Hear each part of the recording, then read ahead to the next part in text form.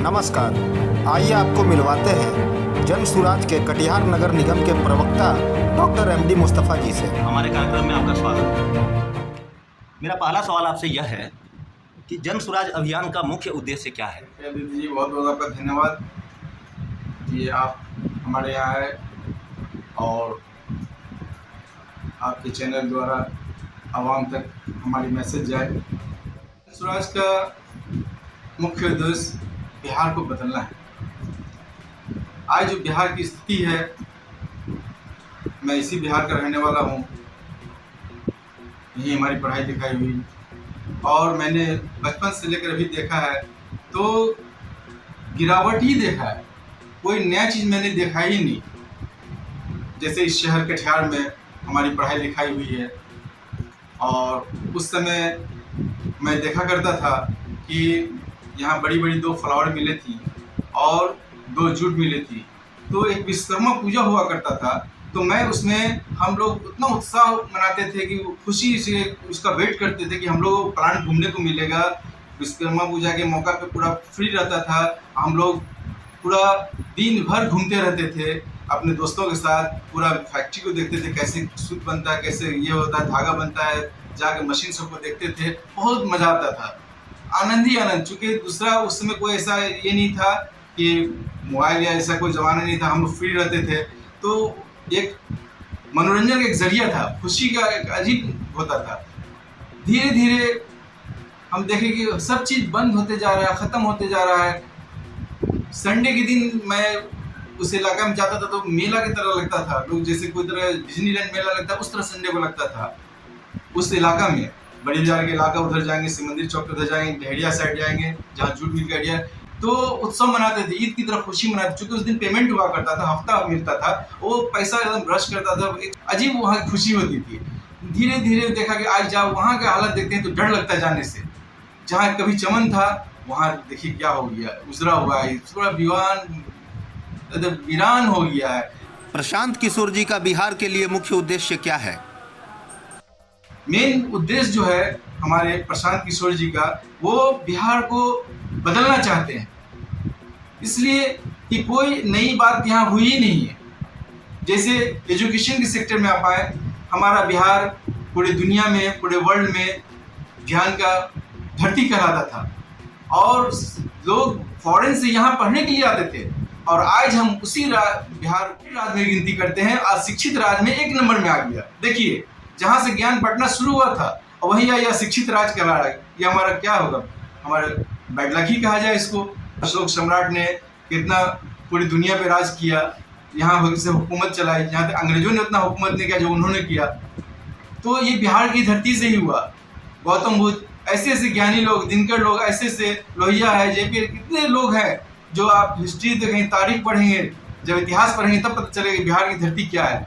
और सबसे बड़ी बात कि महापुरुष बापू महात्मा बिहार को ही उन्होंने माना और इसी जगह से उन्होंने अपना यात्रा शुरू किया और अपने मकसद में उन्होंने कामयाबी ली, देश को आज़ाद कराया। उसी तरह उसी पैटर्न में बहुत ज़माने के बाद एक दूसरा मसीहा प्रशांत किशोर नाम के जो आए हैं, उसी जगह से, उसी धरती से, पावन धरती से, उन्होंने जो गांधी जी ने जो 2 अक्टूबर को किया था उस तरह उन्होंने भी शुरू किया। हमें उम्मीद है कि ज़रूर सक्सेस होंगे, चूँकि इनकी नीयत ठीक है।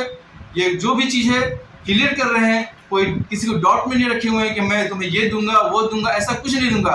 वो सिर्फ आपको, जनता को तैयार कर रहे हैं कि अपनी वोट की अहमियत को समझे, आप अपनी ताकत को समझें। आप चाहेंगे तो कुछ भी कर सकते हैं, अपनी वोट की पहचान करो। किसी अपनी बिटिया या बहन या किसी का भी रिश्ता करने जाते हैं तो 10 बार उसके लिए क्वेरी करते हैं, जानते हैं, जानकारी लेते हैं, उससे, अगल से, बगल से, पड़ोसी से क्वेरी करते हैं। आज की डेट में राजनीति ऐसी चीज़ है कि हमारा सारा डिपेंड राजनीति पे ही है। वही तय करते हैं कि हम क्या खाएंगे, क्या पहनेंगे, कहाँ जाएंगे, क्या ट्रेवलिंग करेंगे, सारा राजनीति ही हमारा फैसला करती है हमारे भाग का।